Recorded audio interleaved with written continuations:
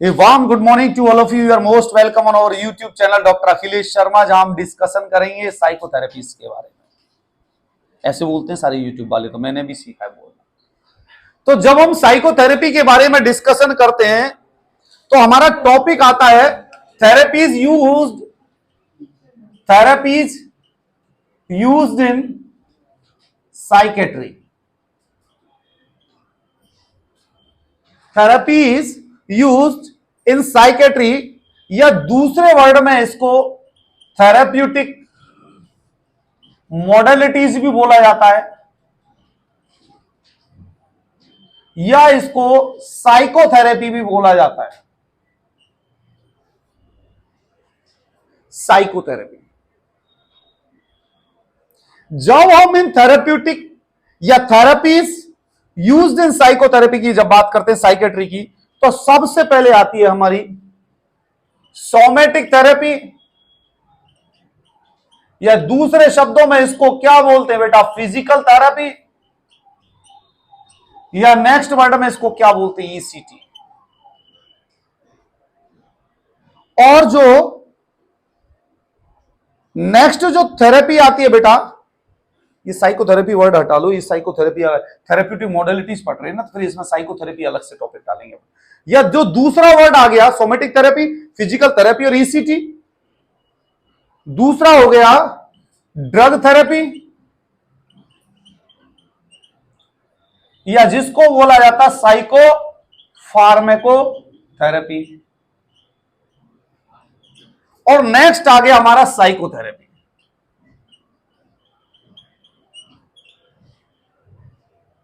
ये तीन तरीके की थेरेपीज है बेटा, जिनका हम डिस्कशन करेंगे हमारे थेरेप्यूटिक मॉडलिटीज के अंदर।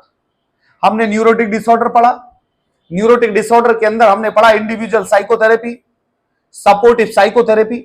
यहां हम पढ़ेंगे कि इंडिविजुअल साइकोथेरेपी क्या है, सपोर्टिव साइकोथेरेपी क्या है, थेरेप्यूटिक मॉडलिटीज क्या है, ये हम डिस्कशन करेंगे इस टॉपिक के अंदर। तो सबसे पहले हम डिस्कशन करते हैं, जैसे बेटा साइकोथेरेपी के अंदर सपोर्टिव साइकोथेरेपी, इंडिविजुअल साइकोथेरेपी, आगे आएगा बेटा, मैं हर चीज का क्लासिफिकेशन लिखाऊंगा, बहुत डिटेल में क्लासिफिकेशन। थेरेपी जैसी करवा दूंगा कि आप थेरेपीज का नाम लेंगे, आपके माइंड में 30-30 थेरेपीज आएंगे, और छोटी छोटी लाइन में बताऊंगा। साइकोथेरेपीज के अंदर individual psychotherapy, supportive psychotherapy, behaviour therapy, milieu therapy.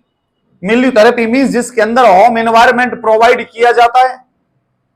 ये बहुत जरूरी है ना, होम एनवायरनमेंट प्रोवाइड करना ट्रीटमेंट के लिए, ये मिल्यू थेरेपी के अंदर आता है। मिल्यू थेरेपी का फाउंडर मैक्सवेल एंड जॉनसन 1953, ये क्वेश्चन एग्जाम में पूछा गया था, who is the founder of milieu therapy, MILIEU, milieu therapy. या दूसरी इसको कम्युनिटी थेरेपी भी बोला जाता है, या होम कम्युनिटी भी बोला जाता है। मैक्सवेल तो याद होगा देवेंद्र, क्रिकेटर का नाम भी था एक मैक्सवेल, MAXWELL। आरसीबी फारसी भी नहीं, हम तो देशों की क्रिकेट देखते हैं, हम एक देश की क्रिकेट नहीं खेलते कि इस गली का ये खेल रहा है, इसका ये खेल रहा है, बोला वो करवा लो। मैक्सवेल जॉन्स 1953 में फाउंडर था, मैक्सवेल जॉन्स, JONS जॉन्स, 1953। ये क्वेश्चन आया हुआ एग्जाम के अंदर। ईसीटी का फाउंडर है सेरेलिटी एंड बिन्नी, 1938। मैक्सवेल जॉन्स 1953 और ईसीटी का सेरेलिटी एंड बिन्नी 1938। अब दोस्तों ये साइकोथेरेपी का क्लासिफिकेशन है, म्यूजिक थेरेपी, डांस थेरेपी, ये साइकोथेरेपी के अंदर आएंगे। ये हम रब कर देते हैं, ये बाद में डिस्कशन करेंगे। उसके बाद हम ड्रग थेरेपी, साइकोफार्मेकोलॉजी, जिसके अंदर हम पढ़ेंगे एंटी एंजाइटी ड्रग्स के बारे में, एंटी डिप्रेसेंट के बारे में, साइकोटिक ड्रग्स के बारे में पढ़ेंगे, डिटेल में पढ़ेंगे। ये ड्रग्स को हम करते हैं बाद में। अब हमारे पास सबसे पहली थेरेपी आती है सोमैटिक थेरेपी, फिजिकल थेरेपी, या ईसीटी। जब हम फिजिकल थेरेपी की बात करते हैं, सोमैटिक थेरेपी या फिजिकल थेरेपी एक हमारा इंटरवेंशन है, एक ट्रीटमेंट है, ये हमारा फिजियोलॉजिकल एंड फिजिकल इंटरवेंशन। बेटा मेरी बात सुनना, इसको भी हटा देता हूं मैं। सोमेटिक थेरेपी और फिजिकल थेरेपी मींस ये एक ऐसे थेरेपी है, एक ऐसा इंटरवेंशन है जिसको हम यूज करते हैं तो किसी पर्सन के बिहेवियर में फिजिकल और फिजियोलॉजिकल यदि हम ये एक ऐसी थेरेपी है जिसके अंदर हम कोई फिजिकल या फिजियोलॉजिकल इंटरवेंशन यूज करें तो वो बिहेवियर के अंदर चेंजेस आ जाते हैं, जिसको हम क्या बोलते हैं, सोमेटिक थेरेपी। ये चीज समझ में आ गई बेटा आपको? आगे चीज समझ। इस सोमेटिक थेरेपी के अंदर most common of somatic therapy types वो है ईसीटी। वो क्या है? ईसीटी। अब ईसीटी की जब हम हेडिंग डालते हैं, ईसीटी की जो फुल फॉर्म होती है बेटा वो होती है इलेक्ट्रो कन्वल्सिव थेरेपी। जब हम ईसीटी की बात करते हैं तो ECT is a type of physical therapy या somatic therapy. Cerletti and Bini, CERELETT या Cerletti and Bini 1938 founder of ECT. ये याद कर लेना, पूछा जाता है। ईसीटी को पहले इलेक्ट्रोशॉक थेरेपी बोला जाता था, जिसके अंदर शॉक मींस करंट लगाया जाता था। इलेक्ट्रोशॉक थेरेपी, ठीक है बेटा। और 1927 के अंदर इंसुलिन शॉक ट्रीटमेंट होता था। 1927 के अंदर insulin shock treatment founded by Shakil, SAKEL, founded by Shakil.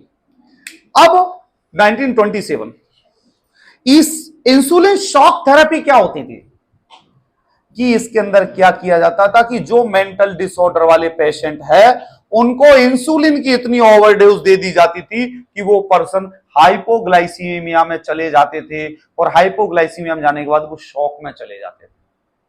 तो शॉक में जाने के बाद इंसुलिन से शॉक में चले गए, उसके बाद उन्हें D5 D10 चढ़ा के उनको दोबारा ग्लूकोज चढ़ाया जाता था कुछ टाइम के बाद, और दोबारा उन्हें शॉक से बाहर लाया जाता था।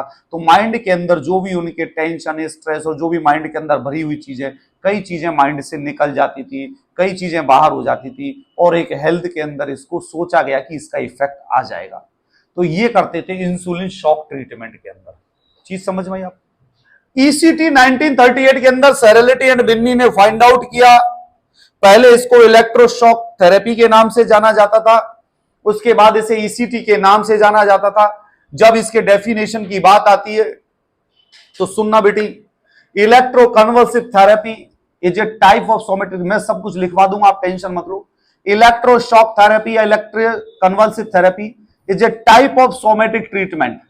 ये सोमेटिक ट्रीटमेंट है in which directly current provide on the temples, in which directly current provides on the temples to produce grand mal seizures, to produce grand mal seizures। grand mal seizures कौन से होते हैं? Tonic clonic seizures, जिनके अंदर पहले tone बढ़ती है, stiffness आती है, फिर क्लंच होते हैं। ऐसे सीजर को हम क्या बोलते हैं? Tonic clonic seizures. ये चीज समझ में आई मेरे बेटे? ये डेफिनेशन है, एग्जाम में पूछा गया ग्रांड mal सीजर्स कौन से होते हैं? Grand mal seizures tonic clonic seizures होते हैं, जो कि ईसीटी देने के बाद में आते हैं और दौरान आते हैं। ईसीटी के देने के बाद में भी, ईसीटी से जब आप उसे पोस्ट ईसीटी रूम में लेके जाएंगे तो भी उन्हें सीजर आते रहते हैं, जिनको बोला जाता है ग्रांड mal सीजर्स। ईसीटी के जब इंडिकेशंस की बात आती है कि कहां कहां हम देते हैं, तो इंडिकेशंस में सबसे पहले तो सीवियर डिप्रेशन और सीजोप्रेनिया, दोनों पापा जी बैठे तो बच्चों का नाम तो बाद में आएगा। फिर मेनिया, सीजो अफेक्टिव डिसऑर्डर और रेजिस्टेंट टू ड्रग, इन कंडीशंस के अंदर ईसीटी दी जाती है। उसके अलावा कहां कहां ईसीटी नहीं देते हैं? अभिमन्यु, सब कुछ समझ में आ रहा है? माइंड के अंदर ज्ञान की प्राप्ति हो रही है ना, ये अद्भुत ज्ञान यही मिलेगा और नहीं मिलेगा कहीं। इसके कॉन्ट्रा इंडिकेशंस कहां कहां नहीं देते, तो सोचो, इस दिमाग को एक्टिव करो। जिसका इंट्राक्रेनियल प्रेशर ज्यादा होता है उसको ये नहीं देते। इंट्राक्रेनियल प्रेशर को कम करने के लिए मैनिटोल लगाई जाती है, आईवी फ्लूइड मैनिटोल, MANNITOL।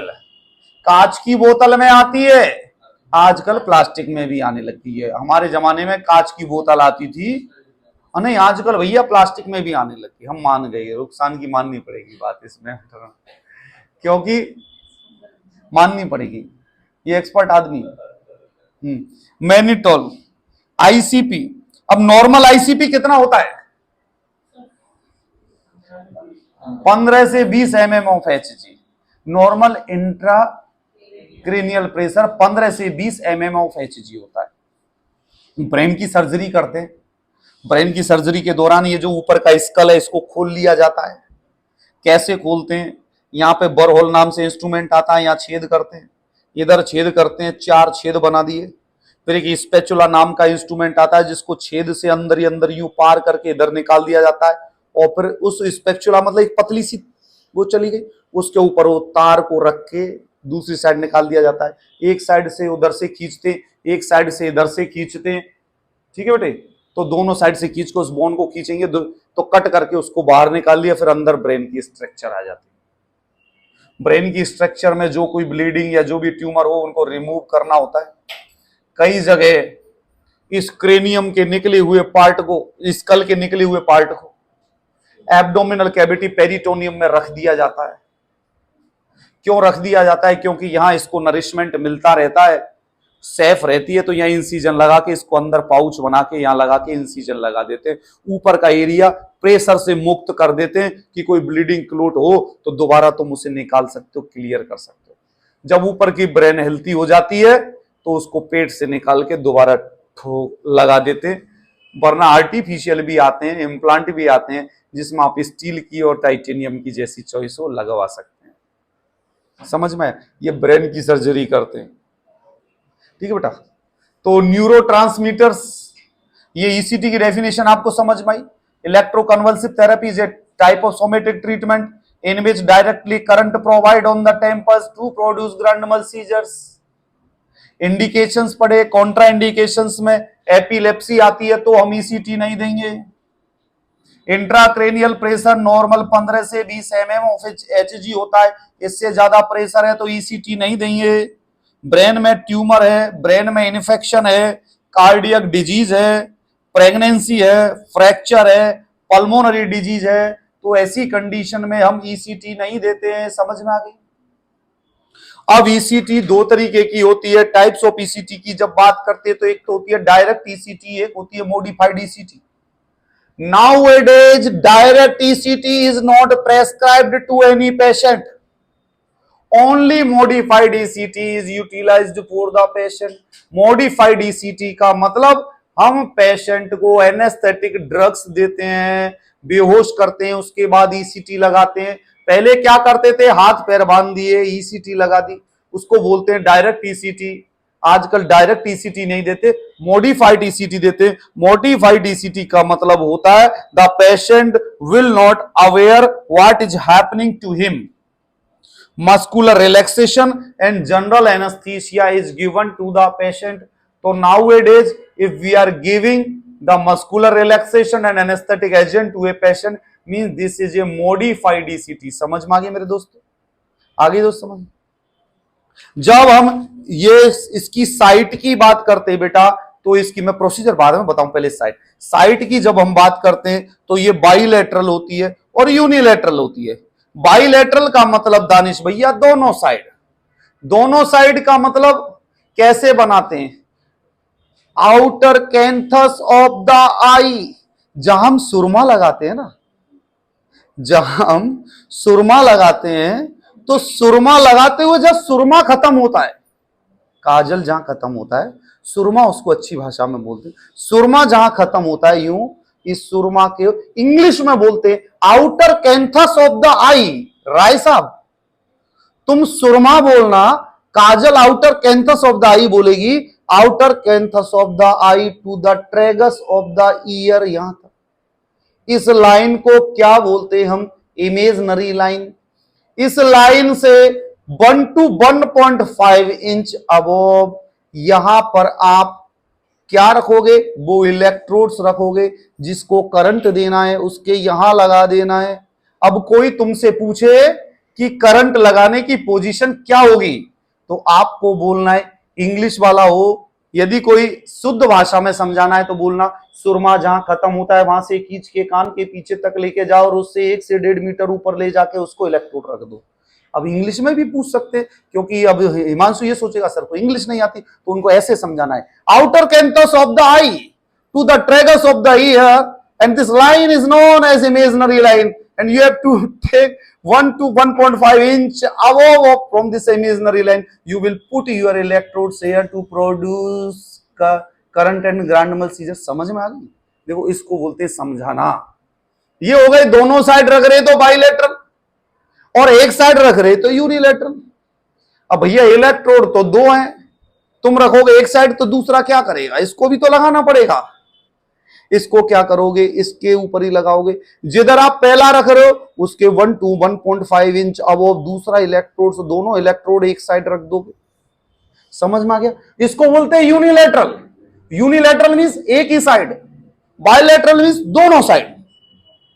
अब तुमसे पूछा जाए भैया कि साइड कैसे चूज करोगे, बीमारी हो गई किसी को सिजोफ्रेनिया, तो साइड कैसे चूज करोगे, तो ये क्वेश्चन पूछा गया है, एग्जाम में आया गया है, हम बता रहे हैं, ये सत्य बता रहे हैं, ये सत्य घटनाओं पे आधारित है ये स्टोरी, ये कोई झूठा विश्वास नहीं है ना झूठी स्टोरी है कि कोई फिल्मी कलाकार झूठा हो, ये सत्य घटनाओं पे आधारित है।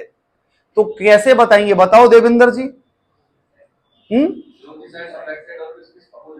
अफेक्टेड कौन सी, सिजोफ्रेनिया में कौन सी साइड अफेक्टेड होती है, नॉन डोमिनेंट साइड में। यही सुनना चाह रहा था। अरे भैया अफेक्ट तो उसकी पूरी बॉडी पूरा माइंड सब हो गया, लेकिन दुनिया में क्या कहते हैं बेटी, ये बात समझना, जो पर्सन राइट हैंडेड होता है उसकी राइट साइड की ब्रेन ज्यादा एक्टिव होती है, जो लेफ्ट हैंडेड होता है उसकी लेफ्ट साइड की ज्यादा एक्टिव होती है।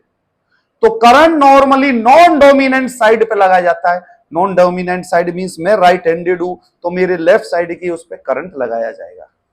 तो ये समझ में आई दोनों तरीके की साइट ऑफ ईसीटी, यूनिलैटरल और बाइलैटरल, डायरेक्ट और मॉडिफाइड। और आपको डेफिनेशन तो याद होगी, ये ऐसे याद हो जानी चाहिए, ECT electroconvulsive therapy is a type of somatic treatment in which directly current provide on the temples to produce grand mal seizures. ऐसे ये याद हो जानी चाहिए, ठीक है भैया। अब ये ईसीटी के लिए हम देते कैसे, तो ईसीटी को देने से पहले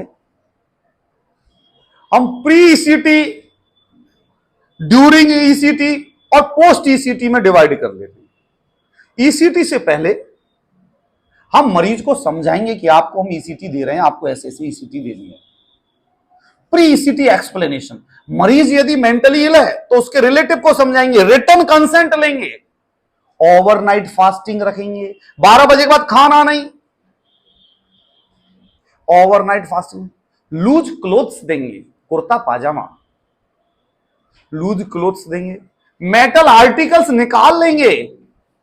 पता पड़ा माताजी ने काले घोड़े का छल्ला पहना हुआ है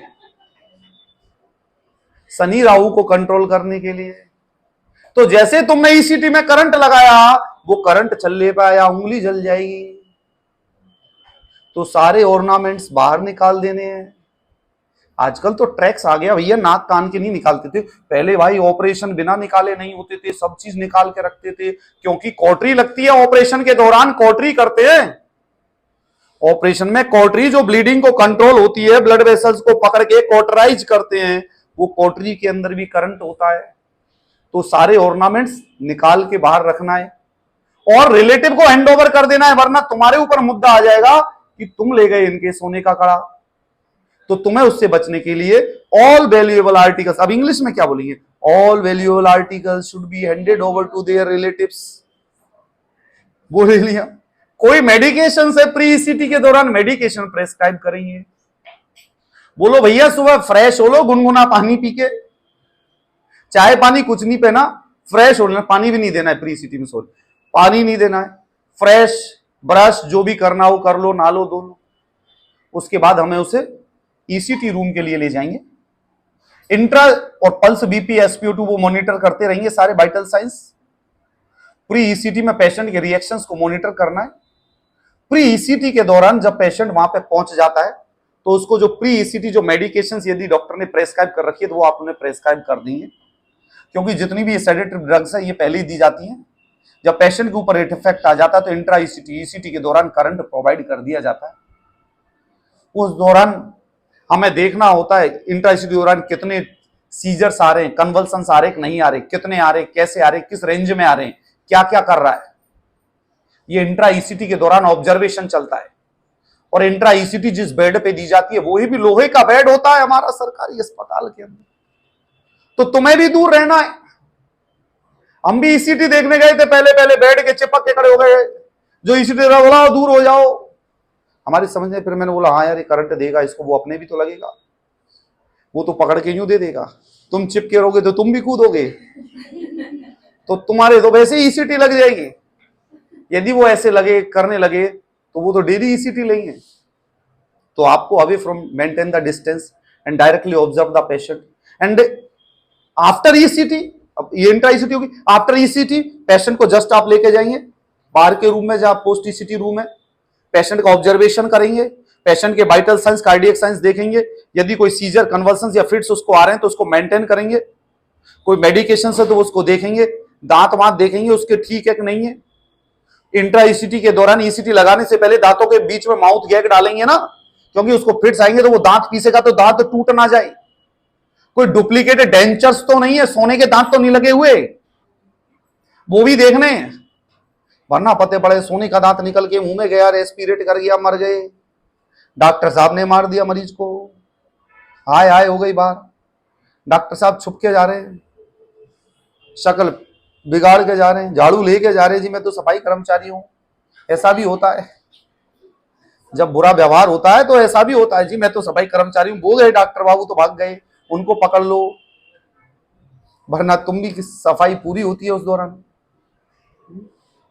तो बेटा ये ध्यान रखना है, वाइटल साइंस मॉनिटर करने, उसको कितने फिट्स आ रहे हैं, क्या कर रहे हैं। अब जब प्रोसीजर की बात करते हैं बेटा, तो सबसे पहले मरीज को लिटा दिया जाता है सुपाइन पोजीशन के अंदर।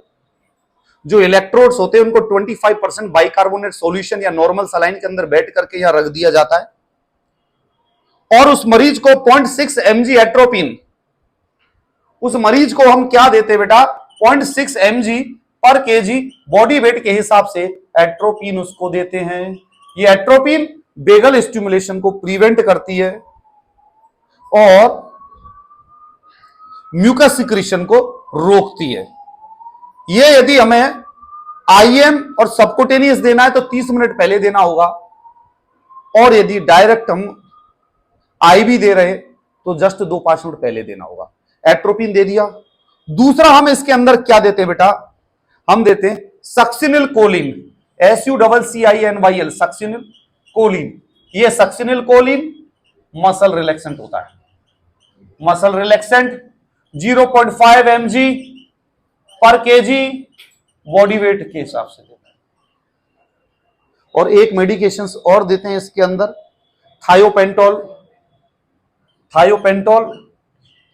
पेंटोल सेडेटिव्स होता है जो कि 150 to 250 mg दी जाती है। दोस्तों कई बार कई पर्संस को ये नहीं पता होता, एग्जाम के अंदर क्वेश्चन पूछा जाता है, which sedative agent is utilised during ECT to a patient.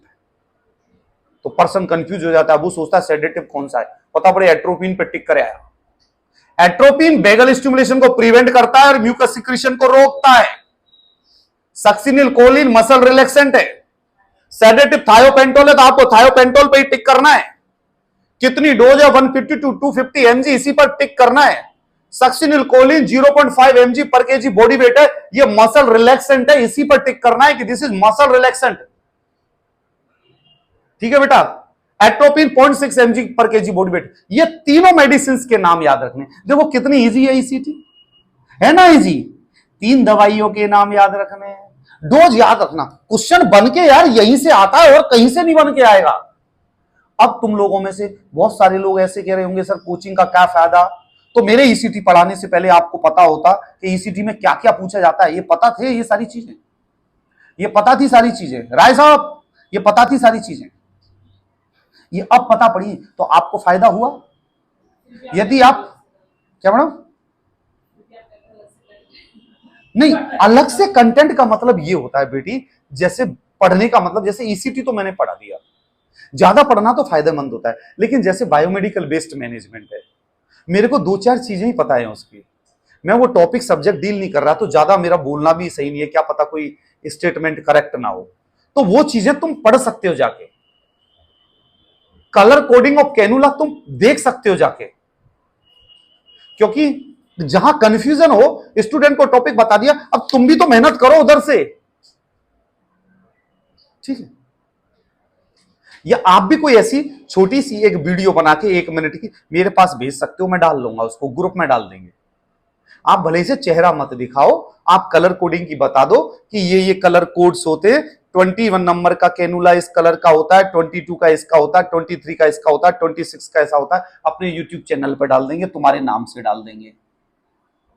होता क्या बेटी, नॉलेज जीवन में पुण्य यही नहीं है दान दे दिया, काम कर दिया, ये कर दिया, ये भी पुण्य है कि यदि तुम्हारे कारण कोई बच्चा कुछ सीख पा रहा है और वो एक क्वेश्चन अटेम्प्ट करके आ रहा है राइट, तो आप जैसे हॉस्पिटल में बैठती हो, कोई शर्माने की बात नहीं है, ऐसा तो है नहीं है कि तुम बिल्कुल मेरी इस तरह एंकर होंगे, हाँ थोड़े बहुत लेवल पे बोल सकते हैं, हम कलर कोडिंग के ऊपर डिस्कस कर रहे हैं, ये कैनुलाज होते हैं, इस कलर का कैनुला ये होता है, इस कलर का कैनुला ये होता है, इस कलर का कैनुला ये होता है, मैं डायरेक्ट अपने चैनल पर डाल दूंगा, तुम कहोगे तुम्हारे नाम से डाल दूंगा, तुम कहोगे बिना नाम के डाल दो। ये एक ऐसी चीज है जहां तुम्हारा भी इफेक्ट आएगा, तुम्हें भी फायदा होगा और किसी और को भी फायदा होगा। तो हम सब लोग एक टीम की तरह काम करेंगे तो आउटपुट आएगा ना यार। अकेला सहवाग ठोके जाए दूसरे आउट होते जाए तो बेचारा कहां तक रथ को लेके भागेगा। सबको थोड़ा बहुत तो करना पड़ेगा, एक आदमी थोड़ा ज्यादा कर देगा, जब भी तो टीम स्पिरिट बोलते हैं, टीम बिल्डिंग बोलते हैं। तो करो ये काम भी, कोई पॉइंट बोल दो, अरे ज्यादा नहीं तो इतनी छोटी छोटी बना दो, अरे भैया normal head circumference of the foetus 33 to 35 centimetre होता है, ये आपने बोल दिया, मेरे को भेज दिया, मैं रील बना के उसकी डाल दूं। कई लोग ऐसे हैं जिनको ये भी नहीं पता होगा कि 33 to 35 सेंटीमीटर होता है, क्या पता तुम उसको देख लो, कोई देख ले और उसको वो क्वेश्चन एग्जाम में मिल जाए। तो हमारी टीम और हम सब लोग ऐसा तो कर सकते हैं। हेड सरकमफ्रेंस बाबूजी, खोपड़ी क्या सरकमफ्रेंस,